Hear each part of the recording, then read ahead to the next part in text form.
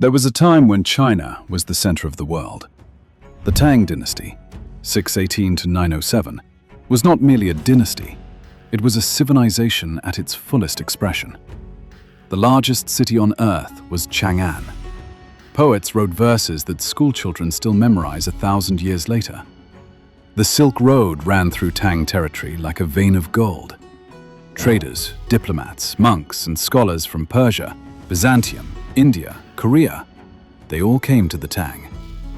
They came because there was nowhere else worth going. Then it collapsed. The way great things collapse when the center cannot hold. Suddenly, catastrophically, and at the cost of everyone who had nothing to do with causing it. The An Lushan rebellion bled the dynasty dry. Regional warlords tasted power and refused to give it back. Internal factions poisoned the bureaucracy for generations. The treasury emptied, the military fragmented, and from the north and west, Tibet, the Uyghurs, and most dangerously of all, the Khitan, the wolves who had been kept outside the gates by Tang military strength, began to move.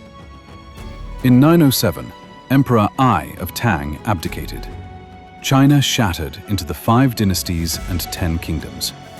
In the next 50 years, northern China alone would see 5 separate regimes rise and collapse, each one burning what the last had built, each one conscripting what remained of the peasantry, each one demanding loyalty to a throne that would not exist by the following decade. And in 936, the unthinkable happened. A Chinese general, Shi Jingtang, desperate to seize the throne, cut a deal with the Khitan Liao dynasty. In exchange for military support, he ceded the 16 prefectures of Yan and Yun, the mountain passes and natural barriers that had protected the North China plain for centuries, the strategic throat of the entire civilization, handed to foreign conquerors by a Chinese traitor in exchange for a crown. The Khitan now had a corridor straight into the heartland. Historians debate the consequences. The people living through it did not need to debate. They felt them in the form of invasion columns, burning villages, and the particular sound a child makes when it runs. This is the world Tian Ying was born into. Not the courts, not the palaces, not the elegant debates about dynastic legitimacy in the imperial capital. The burning, the columns of refugees bleeding south, the specific grinding reality of what imperial collapse looks like from the bottom, which is to say, from the ground, running. Remember that, because this essay is not about emperors or dynasties. It is about what the collapse of empires does to children, and what one child did about it. He and his brother Tian were refugees before they were anything else. The Khitan third invasion swept south in 946. The later Jin fell. The capital Bianliang was taken, and across the countryside, the pattern repeated that had repeated a dozen times in 40 years. The armies moved through, the fires followed, the people ran. Tian Ying and Tian ran with everyone else. 2 boys with nothing, no parents, no home, no destination. They eventually found their way to Harvest Fall Village, a quiet settlement tucked in a western corner of Qinghe, close enough to blissful retreat that the wars seemed, for a moment, like something happening to other people somewhere far away. The Tian brothers were taken in by a blacksmith's family. Yan Dati's father gave them work, gave them food, gave them the illusion that the world had corners where ordinary life was still possible. For a few years, it was enough. Then the Khitan army came through again. The village burned. The illusion ended. And the 3 of them, Tian Ying, Tian Yan Dati, drifted into something they thought was heroism and turned out to be banditry. A common story in that age. The line between hero and criminal was drawn by whoever had the army. They had no army. They had a bandit camp in the hills and the slowly dawning realization that they had been fooled. Then one night, a hero in white appeared at the gate. He moved through the bandit stronghold the way a storm moves through a field. Not with cruelty, exactly, but with the absolute indifferent efficiency of something that answers to larger laws than ordinary men. The bandits fell. The leader, desperate, grabbed Tian Ying by the hair, knife at his throat. Yan Da-Ti begged the hero not to fight. Tian Ying held his head high. "Don't hold back." He had already spotted the weakness. He made his move. The bandit leader was captured. It was the first time he had acted from something beyond survival, something that looked, in retrospect, like ideology. The willingness to absorb cost, to accept risk to yourself rather than let it pass to something larger. He did not have words for it yet. He just knew he wanted to be like that hero in white. He wanted to be the kind of person who could make the fires stop. That hero, it turned out, was Hanging Blade. But Tian Ying did not know that yet. Yan Da-Ti eventually went back, found a wife, took over his father's forge, built the ordinary life the age made nearly impossible to sustain. The two of them parted at the edge of the village, one man choosing the hearth, one choosing the road. Tian Ying joined a merchant caravan heading north. He was still, at this point, a boy who believed in heroes. He would not be for long. The caravan passed through a small village in Qinghe and was invited to a wedding.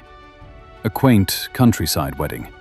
Lanterns, music, the kind of brief human warmth that the age made rare enough to feel miraculous. Tian Ying accepted the invitation. He sat at the feast. He watched the bride being led in. She was young, extraordinarily beautiful. And she had the specific stillness of someone who has spent a long time learning that resistance changes nothing. She was an orphan, another child the age had discarded. Sold to this village as a slave, then offered to the village chief's son as a desperate attempt to cure the young man's illness. An illness that had been slowly hollowing the village for years. It looked like madness. It felt like plague. What it actually was runs deeper than this essay. If you want to understand the true conspiracy behind the stone-turning disease and the immortality obsession driving it, watch the separate video I made on the Void King. For now, the illness existed, it spread, and the people of this village had tried everything to stop it, including buying a slave girl and calling her a bride. She had said nothing when she was sold, said nothing when she was forced to marry a man she did not know. She sat at the feast table and waited for whatever came next. She had learned, somewhere along the way, that waiting was all that was available to her. Then the groom's eyes went vacant. The derangement activated. He picked up a knife. He turned toward her throat. She just sat there, not frozen, not paralyzed. Something worse. Resigned. The specific resignation of someone who has been failed so many times that the prospect of one more failure does not even feel worth reacting to. Around them, the wedding collapsed into chaos. Guests turned on guests. The affliction spread. The village chief, trying to stop his own son, struck him, killed him, and stood in his son's blood with nothing left on his face at all. Tian Ying was not a warrior. He was a merchant caravan boy with limited training and no business getting involved. He stood up anyway. He grabbed her, covered her eyes, pulled her through the carnage. Then he pressed a small knife into her hand. "You are not born to be humiliated. Use it. Fight for your life." Something snapped in her mind. Not the warmth of rescue. Something harder, colder, and more permanent. The realization, arriving like a slap, that she had been lying to herself, waiting for someone to come, waiting for the world to correct itself. No one was coming. The imperial court was busy playing games of thrones in far-off capitals. The officials were busy extracting taxes from burning villages. The scholars were busy debating virtue in academies while the countryside was raped and murdered and plagued and sold into slavery. Nobody was coming. She lifted the knife. Blood on the wedding dress. From that night forward, she began becoming something the martial world would eventually fear. But her story belongs to another essay. What matters here is what the knight did to the other person standing in that blood. Because Tian Ying had also snapped. He had believed, somewhere in the back of his refugee's heart, that the world still had heroes who could fix it. That righteousness, properly applied, could stop the fires. He had believed this since the white-robed figure appeared at the bandit gate, and for one moment made the world make sense. The blood wedding ended that. This was a wedding, a celebration. The most fragile expression of human hope, destroyed not by soldiers, but by a disease nobody could stop, in a village nobody would remember, while the empire did nothing. The world was not waiting to be saved. The world was a wound that kept making wounds. What would it actually take? Not to save one girl, to close the source, to stop the machine that kept producing villages like this one, girls like her, boys like him. He continued north. The idealism was still there, but it had changed shape. It was no longer warm. He traveled deep into Khitan territory, enemy land, the kind of cold that punishes hesitation. A no-name peasant with no sect, no money, no reputation, no protection. The kind of person who disappears into foreign territory and is never spoken of again. He did not disappear. By sheer determination and what can only be called fate, he stumbled upon something the inkbound order had mourned as lost for decades. Part of the 10 Sages collection, scrolls scattered in the chaos of 905, when Zhu Wen executed 30 ministers in a single evening, and entire martial lineages went underground. The most powerful scholarly martial sect in the Jianghu had spent years trying to recover these texts. They had failed. Tian Ying brought them back. He arrived at the gates of the inkbound order, covered in road dust, unwashed, frail in the way of someone who has not eaten properly in months. He laid the scroll before the founding master, Feng Dao, without ceremony. Feng Dao looked at him for a long moment. "You entered the northern passes as a mere commoner. You endured great hardship and obtained what we could not." A pause. "Though your name is not yet known within these halls, you are no ordinary man." The doors opened. For the first and last time, the world rewarded him for playing by its rules. Inside, he encountered a vast library, accumulated wisdom of generations, scrolls on martial arts, philosophy, history, strategy, medicine. The scholars approached these texts with trembling reverence. He read 3 pages of each and put them down. The scholars found this baffling, then insulting, then unsettling. They called him 3-page Tian. 3 pages was all he needed to understand what an entire book intended to say with all its flowery scaffolding. He had no patience for the performance of scholarship, for knowledge curated and rationed by men on comfortable chairs while the world outside burned. He was a man on a mission in a library full of men on comfortable chairs. When Feng Dao summoned him and asked what he was looking for, his answer cut through the room. "I have no interest in scholarship. I'm just looking for my own path." He found it not in texts, but in a man. Wei Daoji, the second Wen Yuan of the inkbound order, direct disciple of Feng Dao, was unlike anyone Tian Ying had ever encountered. Deeply scheming, strategically profound, a man who had taken countless lives with nothing but words. He had looked at 50 years of dynastic chaos and made a decision that most men never had the clarity or coldness to make. No wife, no children, no name, no honor. Nothing that could be used as leverage. Nothing that could slow the hand when the hand needed to move. To end the chaos and open an age of prosperity, he was willing to forsake everything. He showed Tian Ying what the scholars had spent their careers carefully not looking at. Above the spring and autumn annals, there is no benevolence, no righteousness, no loyalty, no bravery. There is only consequence. To a Confucian scholar, heresy. But Tian Ying was not a Confucian scholar. He was a refugee who had watched the scholars debate virtue while the countryside was sold into slavery. Wei Daoji's words did not shock him. They named something he had known since the blood wedding without having the language to say it. Kindness without power saves no one. Righteousness without force changes nothing. The age of chaos does not end because good men believe hard enough. It ends when someone is willing to do what good men refuse to do. Tian Ying had always been ruthless by nature. The bandit stronghold revealed it. The blood wedding sharpened it into a question.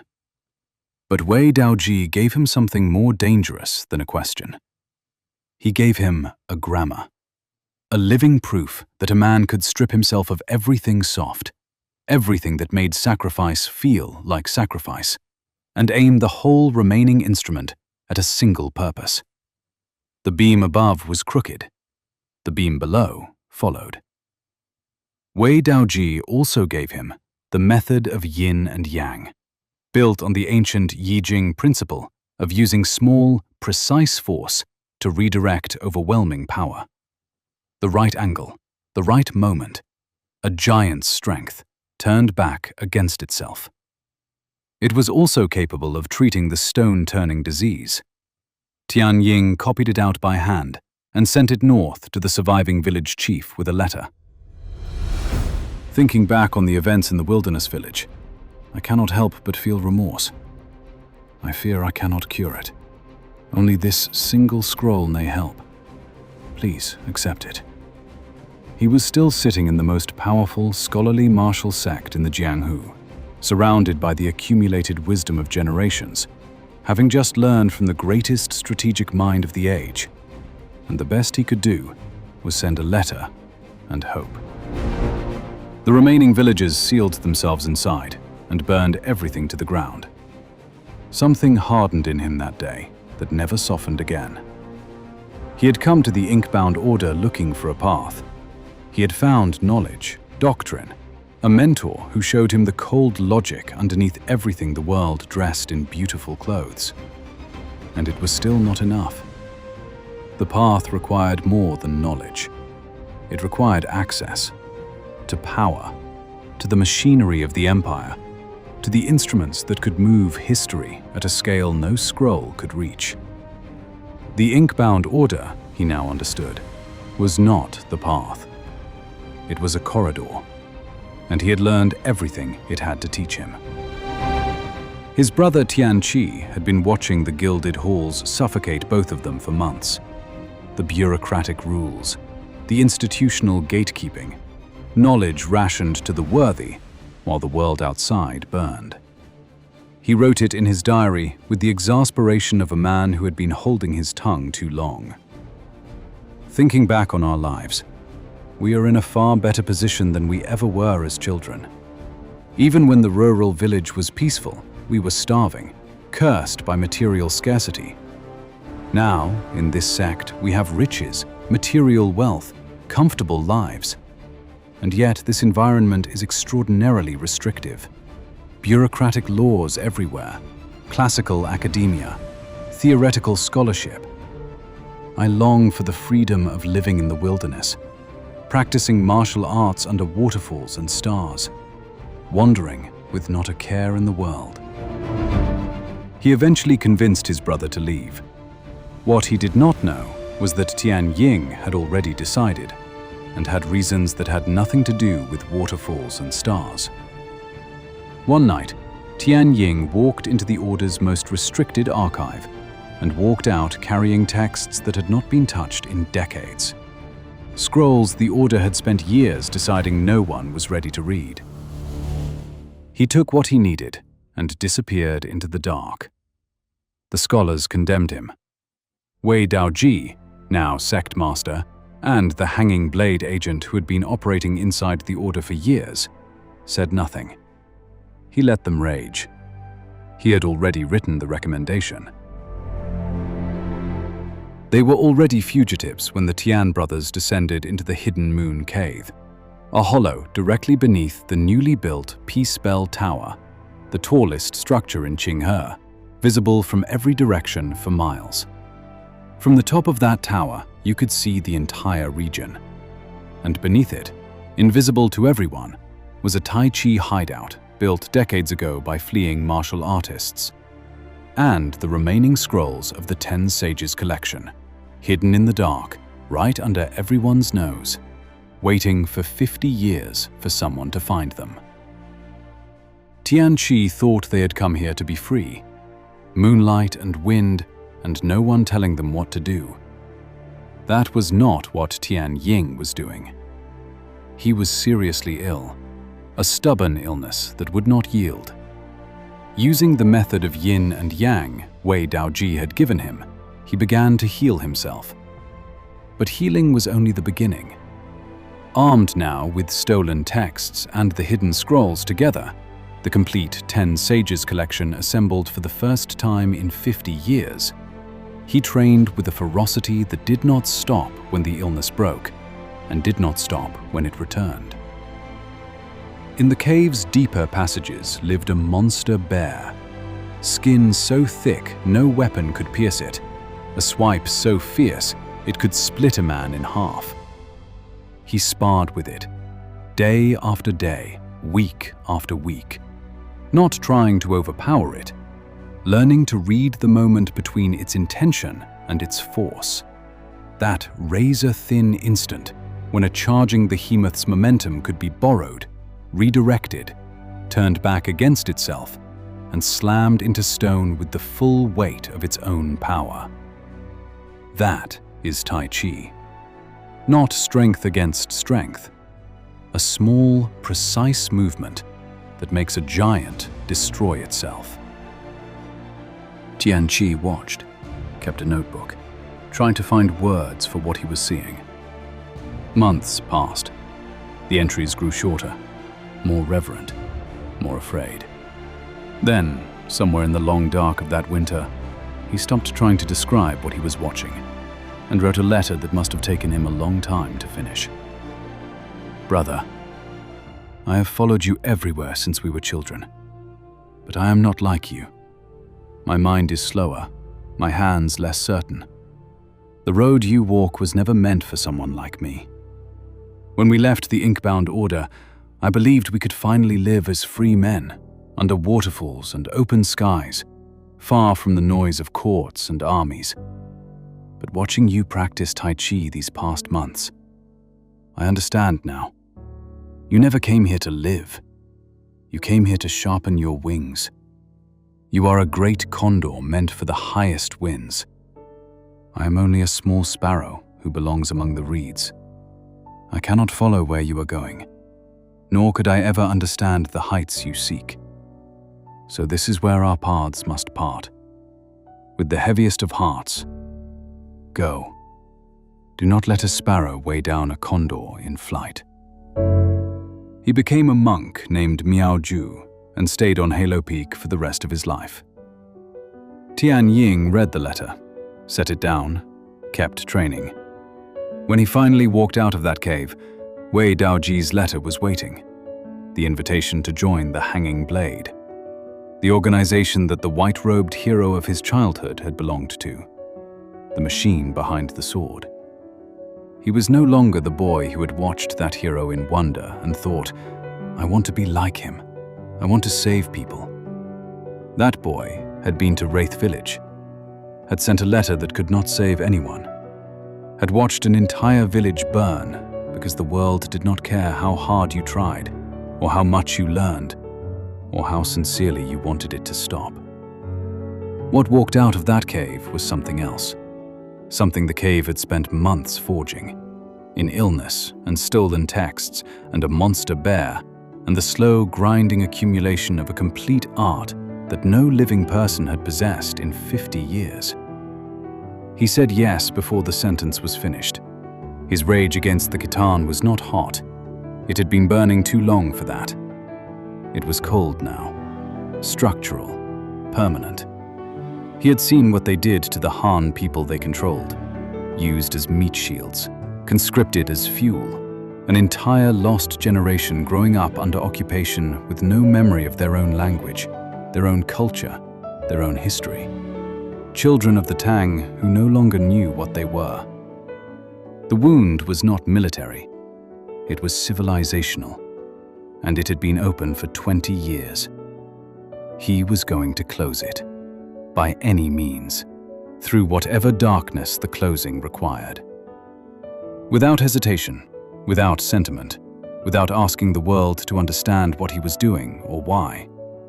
Wei Daoji had shown him the grammar. Emperor Chai Rong had the plan. Together, they were going to do something that would make history either grateful or horrified. And Tian Ying had long since stopped caring which. Understand what Chai Rong was trying to do before you judge what Tian Ying did to help him. The later Zhou Emperor was not a villain. He was something rarer, and in some ways more dangerous. A genuinely great ruler in a broken age who had correctly diagnosed what the empire needed and had both the will and the brilliance to attempt it. Military modernization, centralized government, the reconquest of the 16 prefectures, the mountain passes handed to the Khitans by a traitor in 936, the wound in the civilization's throat that had been bleeding for 20 years. In 959, Chai Rong swept through the frontier in 42 days. 3 passes, 3 prefectures, 17 counties. The momentum was real. The dream was possible. But momentum requires bronze, and the empire's bronze was locked inside 10,000 Buddhist temples, melted into golden statues, folded into tax-exempt estates, wrapped in the robes of men who had taken ordination to avoid the draft. Sacred, untouchable. The wealth that could sustain the army, rebuild the passes, finish the campaign, consecrated into metal Buddhas that smiled down at a starving countryside. You could not take it by force without civil war. Tian Ying looked at the Han masses, commoners, peasants, the very people he had crossed enemy territory and stolen books and trained in a cave to protect, and saw them building more temples, carving more Buddhas into cliffs, some mutilating their own bodies to show devotion, praying harder and harder while the Khitan burned villages on the border without needing to pray at all. A herd going mad, competing to demonstrate the most extreme piety, offering up their material resources to stone idols when those resources could arm an army. He did not argue with them. You cannot reason with mass psychology. You redirect it. What would make the faithful give it away themselves? He stripped his identity as Tian Ying and became the monk Miao Shan. The hanging blade had intelligence on the timing of a meteor strike on Thousand Buddha Village, a community that had taken devotion to its furthest conclusion. Tian Ying spent the night outside their walls, urging them to leave. Most refused. A few walked out. He led them to the summit of Halo Peak before the sky fell. Whether the fire came from heaven or from the hidden hand of the hanging blade, the survivors never thought to ask. What they saw when the smoke cleared was a solitary monk standing perfectly still in a column of gold light, radiating from the peak above them. They did not know that the Halo Peak Tower had a mechanism built into it, capable of triggering that phenomenon, that divine radiance. They did not know it required a jade key to activate. They did not know that Tian Ying had that key. They fell to their knees. They called it Buddha's light. They called him the Son of Buddha. And the Son of Buddha began the purge. True enlightenment requires releasing material attachment. The bronze weighs down the soul. The statues came down. The resources flowed into a secret armory beneath the Palace of Annals, where a fearsome master blacksmith, Little 17, the 17th member of the Hanging Blade, was forging 10,000 weapons in preparation for the war to come. The war chest filled. The most cynical man in the empire built a religion and then used it to arm an army. But there was still a problem. Near the Bodhi Sea, a disgraced general was slowly going mad. Ye Wanshan had held the city of Dingzhou alone against the full Khitan army. When they took his family hostage, he held. When they killed his family, he held. When his own people begged him to open the gates, sick, dying, watching their children starve, he held. When the city finally fell and he retreated, he waited 13 years for the court to send reinforcements and resume the campaign. The answer, every time, for 13 years was, "The time is not yet ready." 13 years. The same answer. And the Khitan's still there, and his family still dead, and his city still lost. In his desperation and madness, he had done the unthinkable. Disguised his Tiger Guard as Khitan raiders and massacred his own people, trying to force the court's hand, trying to make the horror undeniable enough that they could no longer look away. It had not worked. Tian Ying looked at Ye Wanshan and did not see a war criminal. He saw a misfired weapon. The iron still intact, the direction shattered. He built the Karma Pagoda at the edge of the Bodhi Sea. 7 tiers of stone. Morning bell, evening drum. 100 sinners in chain, monks outside in ceaseless vigil.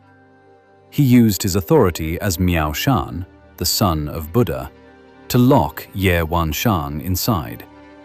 Then he took the jade key he had used to trigger the Buddha light at Halo Peak, split it in two, and pressed the yin half into the general's hands. He told him, gently, that the northern campaign still had hope, that the other half was waiting, safe, in the Palace of Annals with Little 17. That one day the jade would be reunited, the light would shine again, the war drums would sound, and when they did, Ye Wanshan would walk out of the pagoda and lead the charge north. Every word of it was true in structure and false in intent. The jade was not just a symbol, it was the lock. As long as the two halves remained split, the pagoda held. The general stayed contained. The misfired weapon kept pointed somewhere it could not cause more damage, kept warm and sharp for the day it could finally be aimed properly. And there was one more thing the pagoda protected: Miao Shan himself. As long as the general believed in the promised reunion, believed in the jade, believed in the son of Buddha who had built him a forge instead of a prison, he would wait. He would not go looking. The identity that made the entire operation possible would stay intact. And the bars kept the architect safe as much as they kept the weapon contained. But the operation was not finished. There was one more piece. The Khitan were negotiating an alliance with the southern Tang. If the treaty held, later Zhou would be caught between two enemies. The northern campaign strangled before it could finish. Everything forged, everything built, every lie told. Useless. He needed the alliance dead. But the envoy could not die on later Zhou soil. That would hand the Khitans a pretext for immediate war. He had to cross the border alive, reach southern Tang territory, and die there. Clean, untraceable. To lure the envoy south, Ying manufactured a second miracle. He activated the halo peak mechanism again, a second Buddha light visible across the region, and used his authority as the son of Buddha to send word to the Khitan delegation. There is a rare celestial sign at Qingfeng Station in the southern Tang. A treasure horse from Harvestfall Hamlet awaits as gift. Come in peace and be blessed. The Khitan were devout Buddhists. They came. The problem was the Jianghu of Qinghe, righteous, passionate, and strategically illiterate. A martial world full of heroes who would kill a Khitan envoy on sight, on the wrong soil, and ignite the very war Ying was trying to prevent through precision rather than open conflict. Someone had to stop them. He sent a letter to the most feared assassin in the martial world, Lunar Goddess, Li Zhenzhen. He did not know he had met her before. She had spent 10 years looking for him. After the blood wedding, after that knife, those words, that rude awakening, she had carved herself out of nothing, trained, suffered, killed, risen until the entire Jianghu knew her name and feared it. And through all of it, she had never stopped asking, who was the merchant caravan boy who had pressed a sword into her hands and told her she was not born to be humiliated? When his letter arrived, with his name at the bottom, she recognized it instantly. He descended to Moon Lake to meet her, to the lightless bottom where she had been living alone in the cold, tending flowers that had no right to still be blooming in the dark. He made his offer. New eyes in exchange for her service. She said yes. Then she added one condition. When it was done, they would ride south into southern Tang territory together. He agreed. He still did not know who she was. The operation moved. She turned her blade against her own people, every righteous fighter in Qinghe who saw a traitor where she stood. She held the line. She kept the envoy breathing until he crossed the border. The Jianghu found her afterward. Of course they did. Someone who knew where she hid, a friend of all the wounds the age had left to give, sold her location. She fought them alone. She already knew, somewhere in the fighting, that she was not going to make it to Qingfeng Station, that there would be no riding south together, that the reunion she had spent 10 years working toward was never going to come. So she did the only thing left to her. She found the dress. The green wedding dress from the night of Little Deer Village, the night the world first handed her a knife. She had kept it all these years. She put it on. She climbed to the highest rock she could find. She lay down in it, in the dark, alone. And she whispered into the air where no one could hear. Finish what you started. Live on. Don't forget me. Tian Ying. His name. First and last time, alone, where only the dark could carry it. Tian Ying rode to Qingfeng Station. A raised hand, a falling blade. The Khitan-Tang alliance died without ceremony, in a quiet room, while southern rain drummed against the roof tiles. He waited 3 days. She never came. The southern Tang sealed its borders.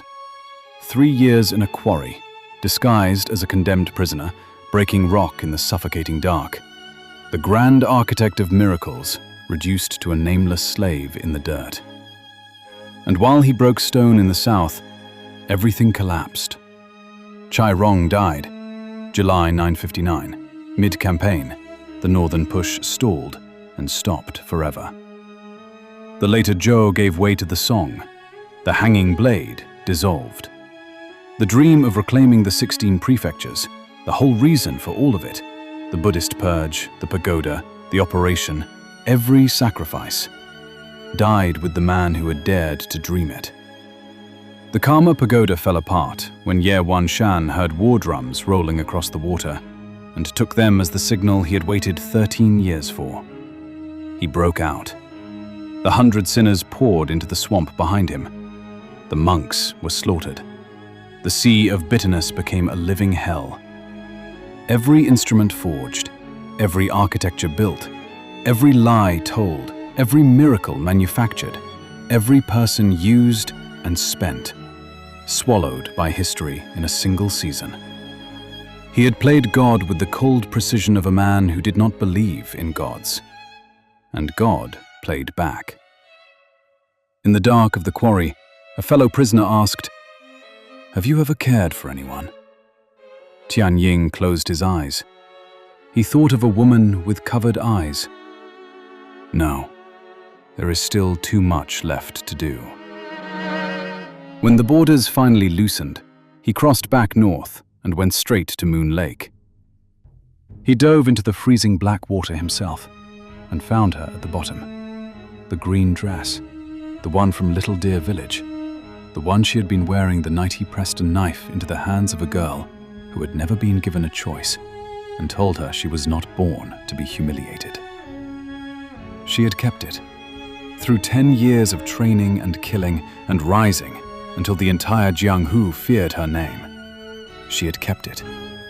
And she had put it on when she climbed to the highest rock and lay down alone in the dark to whisper his name into the air where no one could hear.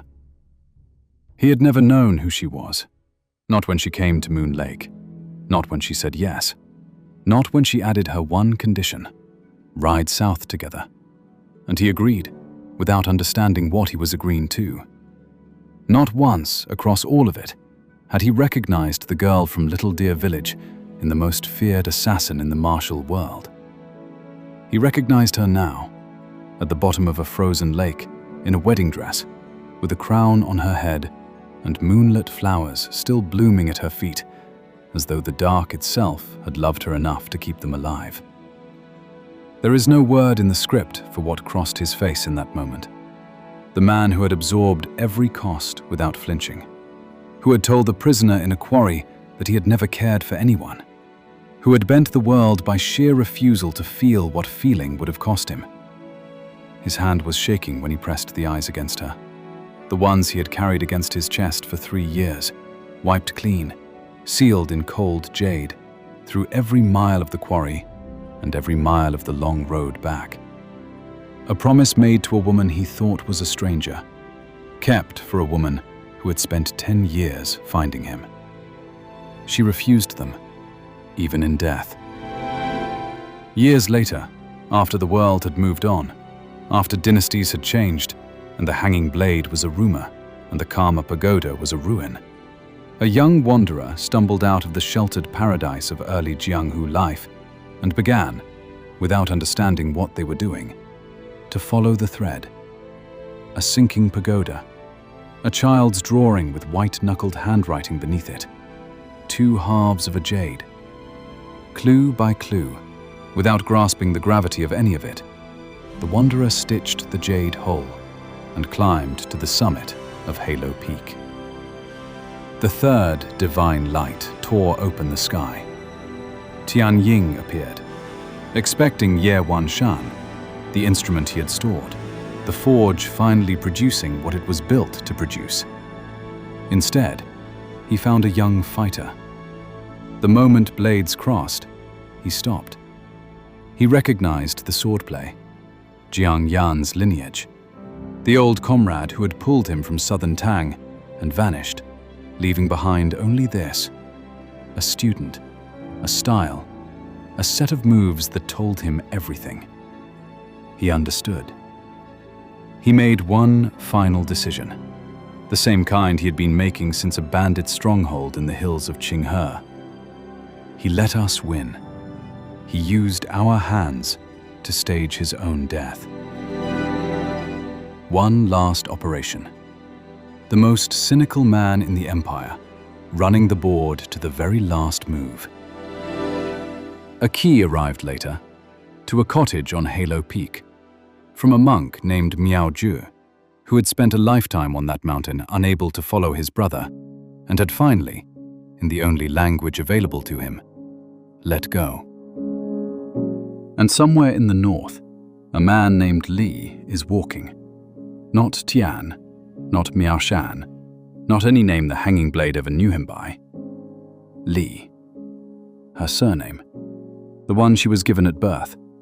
The one she carved into the most feared title in the Jianghu. The one she whispered alone on a rock in the dark before she closed her eyes. He could not bring her back. He could not give her the eyes he had carried 3 years across half the empire. He could not undo a single thing the age had cost her. But he could carry her name north, into the territory of the people who made the world that made her life what it was, into whatever is coming. It is the most romantic thing he has ever done. It is also the most ruthless. It is both, the way everything about him has always been both. No sect, no title, no name the world would recognize. He faked his death on a mountain peak and kept moving, the way he always did, towards something the rest of the world has already decided is impossible. The Hanging Blade is gone. Chai Rong is dead. Li Zhenzhen is at the bottom of a lake in a green dress. Everything he built is ash. He is no longer the young refugee boy who once believed a hero in white could make the fires stop. He is what the age of chaos spent 30 years making, in the blood of everyone he loved and everything he sacrificed, and every miracle he manufactured, and every truth he bent, and every cost he absorbed without flinching. He is walking north. And the Khitan, for all the misery they have sowed across 50 years of invasion and burning and selling children into slavery, have not yet begun to understand what is coming for them. What is true is also false. What is false may reveal truth. The world of where winds meet is ruthless, but so is he.